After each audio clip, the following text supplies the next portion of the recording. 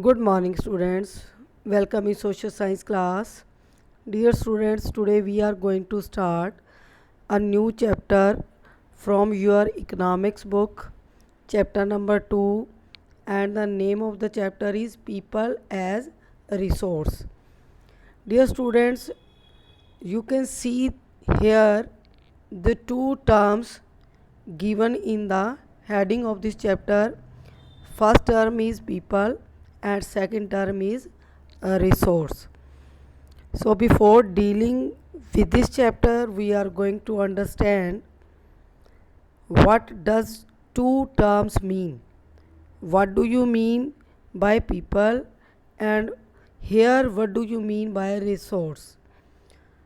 Dear students, people means population. Okay, people means population. और यहाँ हम इंडिया के पॉपुलेशन की बात कर रहे हैं. As like second term is resource. Resource means क्या होता है बेटा? Anything which is transformed into benefited. Okay, resource means क्या होता है? संसाधन. तो पीपल और जो पॉपुलेशन है वो हमारे लिए रिसोर्स कब बन सकती है? जब हम उसके ऊपर क्या करते हैं, उसको रिसोर्स बनाने के लिए हम उसकी मेडिकल केयर करते हैं, उसकी एजुकेशन के ऊपर ध्यान देते हैं, और थर्ड है हमारा ट्रेनिंग. तो रिसोर्स पीपल तब बनेंगे जब हम किस फॉर्म में उनकी हेल्प कर रहे हैं? इन the form of education, in the form of medical care and in the form of training, skilled. तो हम यहाँ पर सेकंड चैप्टर के अंदर कि जो पॉपुलेशन है इंडिया की वो किस तरीके से रिसोर्स बन सकती है, कौन लोग ह्यूमन कैपिटल हैं, कौन लोग एसेट्स हैं, कौन लोग क्या है लाइबिलिटीज़ हैं, वो सब हम इस चैप्टर के अंदर पढ़ने वाले हैं. फर्स्ट चैप्टर में हमने जो फर्स्ट चैप्टर था आपका इकोनॉमिक्स की बुक का, the story of village Palampur, हमने वहाँ पर प्रोडक्शन के 4 फैक्टर्स पढ़े थे. 3 फैक्टर्स के बारे में हमने फर्स्ट चैप्टर के अंदर लर्न किया, लैंड, सोयल, और थर्ड फैक्टर था फिज़िकल कैपिटल. फिज़िकल कैपिटल भी further divided into 2 parts, fixed capital and working capital. और fourth factor is a human capital. Human capital is very important because all the factors are useful when it used by the skilled person or the skilled population. So human resource is very important. तो यहाँ पर हम human capital की formation के बारे में पढ़ेंगे कि ह्यूमन एज अ कैपिटल कैसे बन सकता है. So let's start the chapter. First हमारा टॉपिक है ओवरव्यू, कि इस चैप्टर के अंदर क्या बताया गया है. Chapter people as resource is an effort to explain population as an assets for the economy rather than a liability. तो पीपल एज रिसोर्स क्या एफर्ट्स है एक्सप्लेन करने का कि जो पॉपुलेशन है वो एक एसेट्स बन सकती है इकोनॉमी के लिए एक लाइबिलिटी की तुलना में. तो एसेट क्या होता है कि हम इतना अच्छे से जो पॉपुलेशन है उसको प्रिपेयर करेंगे एजुकेशनली और मेडिकल केयर, और तीसरा है ट्रेनिंग. तो इससे वो क्या बन जाएगा? स्किल्ड. तो वो कंट्री के लिए क्या होगा? एसेट होगा, वो बेनिफिट देगा कंट्री को. लाइबिलिटी क्या होती है? जिम्मेदारी. अगर पॉपुलेशन किसी कंट्री की एसेट्स नहीं है, ठीक है, स्किल्ड नहीं है, एजुकेटेड नहीं है, तब वो पॉपुलेशन कंट्री के लिए, सोसाइटी के लिए क्या होगी? एक जिम्मेदारी होगी, एक लाइबिलिटी होगी. तो इस चैप्टर के अंदर हम पढ़ेंगे कि पॉपुलेशन को एसेट कैसे बनाया जा सकता है, कौन लाइबिलिटी में आते हैं, कौन एसेट्स में आते हैं. तो उनकी जो बेसिक्स है उसको हम क्लियर करेंगे चैप्टर के अंदर. Population becomes human capital. Population कब ह्यूमन कैपिटल बनती है? when there is investment made in the form of education, training or medical care. In fact, human capital is the stock of skill and productive knowledge. Human capital यानी human ही एक ऐसा है factor जिसके अंदर किस चीज़ का स्टॉक है, skill का है, उसमें प्रोडक्टिविटी है, नॉलेज है, और इन सब चीज़ों से वो फुलफिल है। अब उस नॉलेज को, स्किल को, उस कैपेबिलिटी को किस तरीके से हम ट्रांसफॉर्म कर सकते हैं वो डिपेंड करता है कंट्री के ऊपर, कि कंट्री की जो गवर्नमेंट है वो पॉपुलेशन के लिए क्या कर रही है, उसकी बेसिक नीड्स फुलफिल हो रही हैं या नहीं है। People as resource is a way of referring to a country's working people in terms of their existing productivity, skill और एबिलिटीज़। तो यहाँ पर क्वेश्चन बन जाता है, what do you mean by people as resource. People संसाधन के रूप में इसका क्या मतलब है। ये एक वे है रेफरिंग का कि जो कंट्री के वर्किंग पीपल्स हैं उनमें कितनी प्रोडक्टिविटी, एग्जिस्टिंग प्रोडक्टिविटी है, स्किल है, एबिलिटीज़ है। ठीक है, अगर ये सब चीज़ें पॉपुलेशन के अंदर हैं तब वो पॉपुलेशन क्या है, रिसोर्स है, अदरवाइज़ वो फिर क्या बन जाएगी, liability. Looking at the population from this productive aspects phases its ability to contribute the creation of the gross national product. अगर पॉपुलेशन उसमें प्रोडक्टिविटी ज़्यादा है, स्किल ज़्यादा है, ठीक है, तो वो क्या करेगी, ग्रॉस नेशनल प्रोडक्ट के अंदर उसका कंट्रीब्यूशन ज़्यादा रहेगा।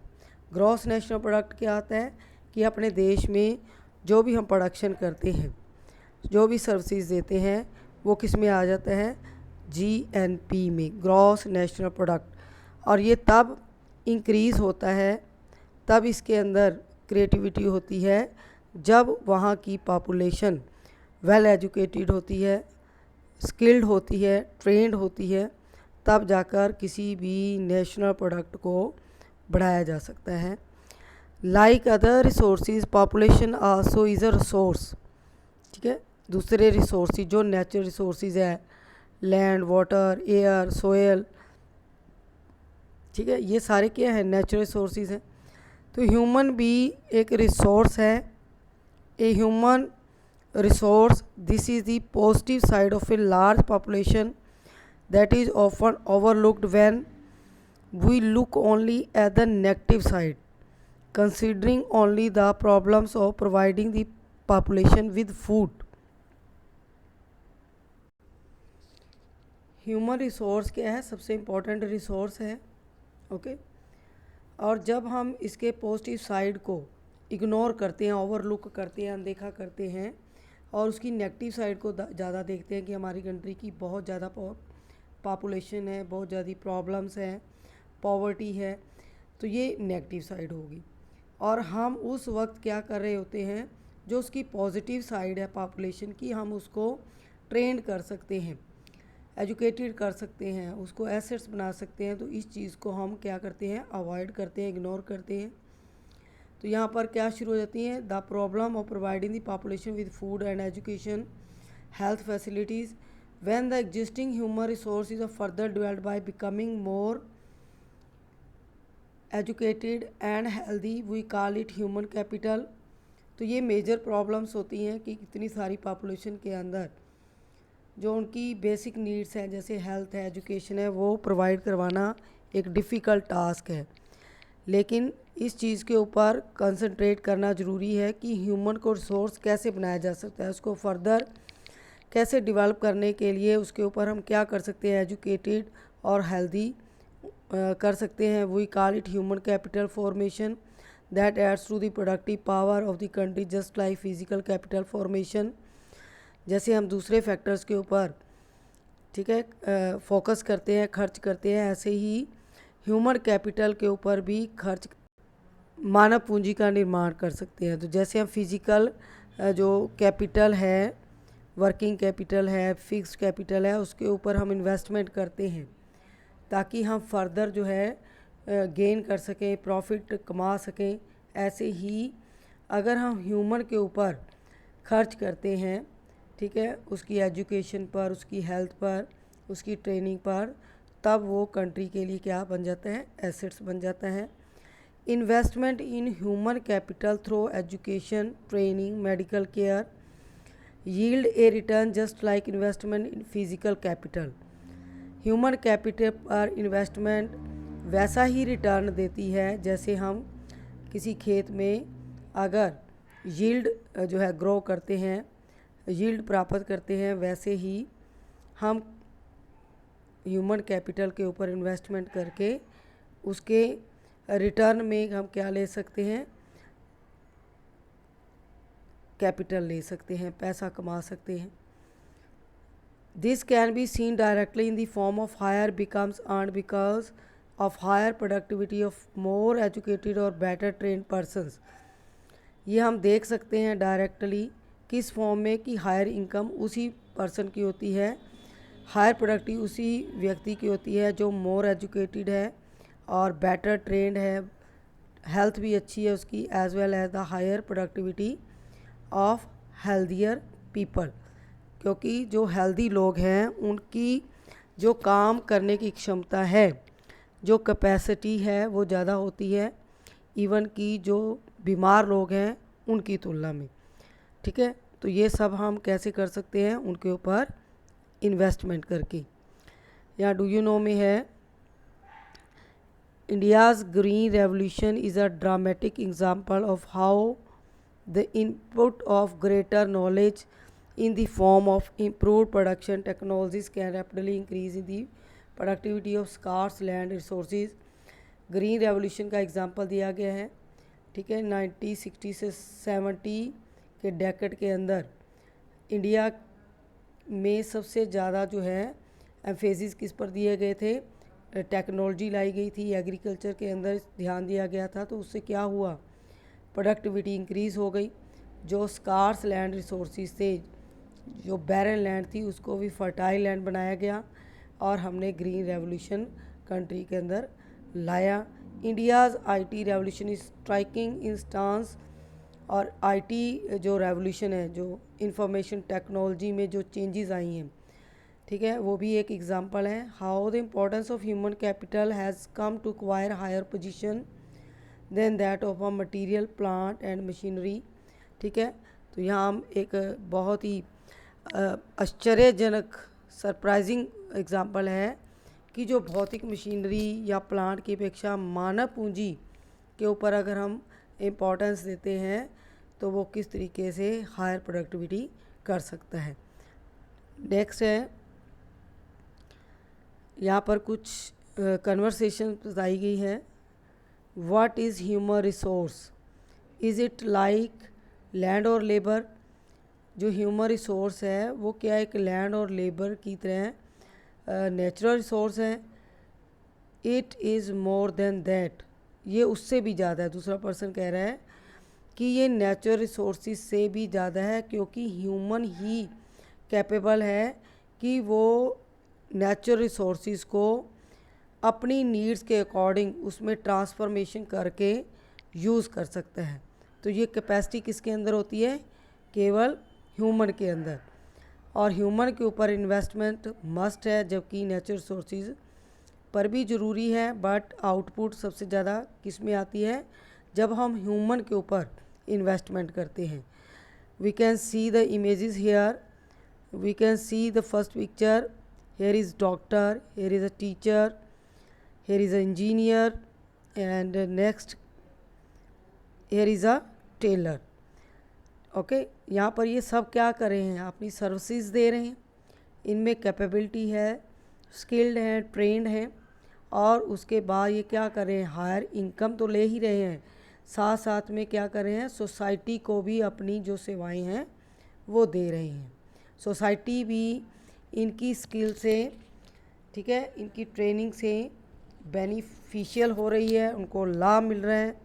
ठीक है, और उनके कार्य भी इनके थ्रू हो रहे हैं।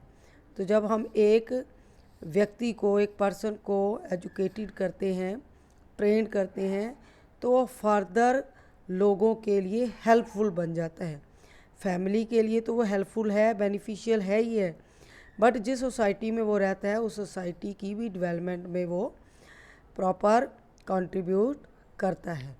तो ह्यूमन जो कैपिटल है उसके ऊपर जो इन्वेस्टमेंट है वो बहुत ही कंपलसरी है अगर हम अपनी सोसाइटी को ग्रो अप करना चाहते हैं। नेक्स्ट है population need not be a burden for the economy, it can be turned into a productive assets by investment in human capital. Population को बर्डन, इकोनॉमी का बर्डन नहीं समझना चाहिए कि हमारी कंट्री की बहुत ज़्यादा पॉपुलेशन है तो वो क्या है, बर्डन। इनको किस में टर्न किया जा सकता है, प्रोडक्टिव एसेट्स के अंदर। जितनी ज़्यादा पॉपुलेशन है उस पॉपुलेशन की जो बेसिक नीड्स हैं, जो बेसिक फाउंडेशंस हैं, हेल्थ है, एजुकेशन है, उस चीज़ को हम सॉलिड करके उस पॉपुलेशन को एसेट बना सकते हैं इकोनॉमी के लिए। अब वो जो है ह्यूमन कैपिटल कैसे बनेगी, by spending resources on education and health for all, training of industrial और agricultural worker in the use of modern technology, use for scientific researches and so on. तो इन फील्ड्स के अंदर हम changes लाकर क्या कर सकते हैं, हम ह्यूमन के ऊपर क्या कर सकते हैं, इन्वेस्टमेंट करके उसको लाइबिलिटी के बजाय एसेट्स, बर्डन के बजाय एक रिस्पॉन्सिबल पर्सन तैयार कर सकते हैं। Two following cases illustrate how people can try to become a more productive resource. इस बुक के अंदर, इस चैप्टर के अंदर 2 एग्ज़ाम्पल्स दिए हुए हैं सकल और विलास के। तो यहाँ पर हम इनको स्टडी कर सकते हैं और जान सकते हैं कि कैसे सकल और विलास प्रोडक्टिव बने हैं, कौन ज़्यादा प्रोडक्टिव बना है। ठीक है, तो यहाँ पर स्टोरी ऑफ सकल। सकल क्या है, यहाँ एक गांव के अंदर 2 फ्रेंड्स रहते हैं, विलास और सकल, सेम गांव में रहते हैं, living in the same village. ठीक है, सेमापुर इमेजिनरी ही है, सेमापुर में रह रहे हैं। वो सकल जो है 12 इयर्स ओल्ड बॉय है, उसकी मदर शीला जो क्या करती है, डोमेस्टिक कोर्स क्या होते हैं, घर के काम काज संभालती हैं।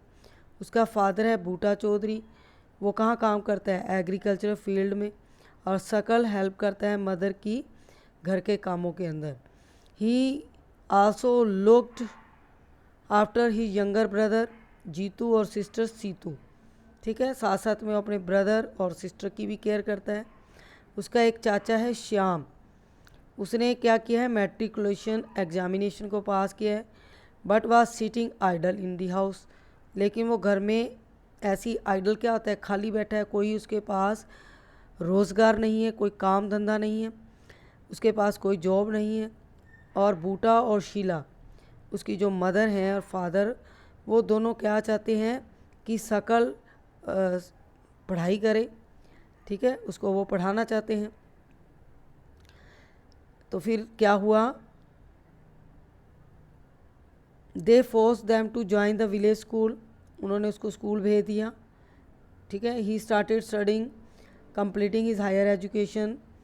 ठीक है, 10वीं भी पास कर गया वो। 10th हायर एजुकेशन क्या होता है, 10th क्लास, सेकेंडरी क्लास भी क्लियर कर ली उसने। His father persuaded him to continue his study, फिर भी उसके फादर चाहते हैं कि वो आगे भी स्टडी कंटिन्यू रखे। फिर उसने क्या किया, ही रेज्ड अ लोन फॉर सकल, उसके फादर ने सकल के लिए स्टडी लोन लिया और उसको एक वोकेशनल कोर्स में डाल दिया जिसमें वो कंप्यूटर की स्टडी करेगा। सकल was meritorious and interesting in studies from the beginning. Meritorious यानी सकल इतना इंटेलिजेंट था, मेरिट केस था, बिगनिंग से ही उसकी इंटरेस्ट थी स्टडी के अंदर। और फिर वो पूरे विगर और एंथुसियाज़म यानी ग्रेट जील, पूरे जोश से उसने स्टडी की और he completed his course. After some time he got a job in private firm, he even designs a new kind of software. ठीक है, कंप्यूटर सॉफ्टवेयर की जो है उसने एजुकेशन ली थी, तो उसने एक सॉफ्टवेयर तैयार कर दिया। This software helped him increase the sales of the firm, जिस कंपनी के लिए उसने ये सॉफ्टवेयर तैयार किया उस कंपनी की इनकम बढ़ गई। उसके बॉस ने खुश होकर उसको क्या किया, उसको रिवार्ड किया और उसकी प्रमोशन कर दी। तो यहाँ पर हम देख सकते हैं कि सकल के ऊपर उसके पेरेंट्स ने इन्वेस्टमेंट की किस फॉर्म में? एजुकेशन के ऊपर, ठीक है। उसकी एजुकेशन के ऊपर पूरा ध्यान दिया, उसको एजुकेशन दिलाई, हायर एजुकेशन ली, वोकेशनल यानी कि ट्रेनिंग ली, और फिर उसने एक अच्छी जॉब पाई और जॉब के अंदर उसको प्रमोशन मिला। यानी कि वो डे बाय डे पर अपने आप को क्या कर रहा था, उसकी प्रमोशन हो रही थी, वो उन्नति कर रहा था। और उसी गांव का एक सेम बॉय है विलास, सेम विलेज में रहते हैं। विलास भी 11 ईयर्स ओल्ड बॉय है और सकल के ही गांव में रहता है। उसके फादर जो है महेश, वो फिशरमैन थे, बट उसके फादर की क्या होती है, डेथ, पास्ड अवे, मीन्स उसके फादर की डेथ हो जाती है। और तब वो क्या करता है, जब उसके फादर की डेथ हुई तो वो सिर्फ 2 साल का था। अब वो कितने साल का हो गया, 11 ईयर्स ओल्ड। उसकी मदर जो गीता है, फिर वो सेम प्रोफेशन को आगे बढ़ाती है, वो भी फ़िश जो है उसको बेचती है और पैसे कमाती है और अपनी परिवार को फीड मीन्स पालन पोषण करती है। She bought fish from the land owners pond, land owner के तालाब में से वो मछलियाँ पकड़ती हैं और साथ की एक मंडी है उसमें उसको सेल कर देती है, ठीक है। She could earn only 150 a day by selling fish, ठीक है, 150 रुपीज़ वो कमाती है डेली। और विलास जो है वो एक पेशेंट है अर्थराइटिस का, अर्थराइटिस की उसको प्रॉब्लम है। His mother could not afford to take him to the doctor, उसकी मदर उसको डॉक्टर के पास नहीं ले जा सकती क्योंकि वो उसका खर्चा नहीं उठा सकती, अफोर्ड नहीं कर सकती, क्योंकि कितना पर डे वो अर्न कर रही है, 150 rupees. He could not go to the school either, अब विलास जो है वो स्कूल नहीं गया कभी। He was not interested in studies, जब स्कूल ही नहीं गया तो उसका इंटरेस्ट भी नहीं था। He helped his mother in cooking और looked after his younger brother Mohan, ठीक है, वो अपनी मदर की हेल्प करता है घर के कामों में, खाना पकाने में, और अपने छोटे भाई का भी ध्यान रखता है। After some time his mother fell sick and there was no one to look after her, कुछ समय बाद उसकी मदर भी बीमार रहने लग गई और उसकी केयर करने के लिए घर पर कोई नहीं था। तो there was no one in the family to support them, ठीक है, उनको कोई फाइनेंशियली हेल्प करने वाला भी नहीं था। विलास को फिर मजबूरन क्या करना पड़ा, जो फ़िश उनके परिवार का एक काम था उसको करना पड़ा। और he like his mother earn only a meagre income, फिर वो अपनी मदर की जैसे सेम बहुत कम इनकम कमा पाता था। यहाँ पर हम विलास की स्टोरी में सीख सकते हैं कि उसको एजुकेशन नहीं मिली, उसकी हेल्थ अच्छी नहीं थी, तो उसकी प्रोडक्टिविटी भी बहुत कम रही। अब यहाँ पर हम समझ सकते हैं कि अगर उसके ऊपर भी फोकस किया होता, उसके पेरेंट्स ने इन्वेस्टमेंट की होती, एजुकेशन दी होती, तो वो भी शकल की तरह एक अच्छी जॉब लेता, अपने परिवार को अच्छे से वो फीड कर सकता था, अपना भी सर्वाइव अच्छे से कर सकता था, ठीक है। तो यहाँ पर हम कर सकते हैं कि difference between the two friends, what are those, क्या डिफरेंस था उनके अंदर, एक ने एजुकेशन ली, एक ने नहीं ली। अब उसकी वजह से उसको क्या प्रॉब्लम फेस करनी पड़ी कि उसको अच्छी जॉब नहीं मिली, जिसकी वजह से वो भी बीमार रह रहा था, उसकी फैमिली की भी कंडीशन अच्छी नहीं थी विलास की। ओके बेटा, नेक्स्ट टॉपिक हम नेक्स्ट वीडियो में डिस्कस करेंगे। Till then good bye.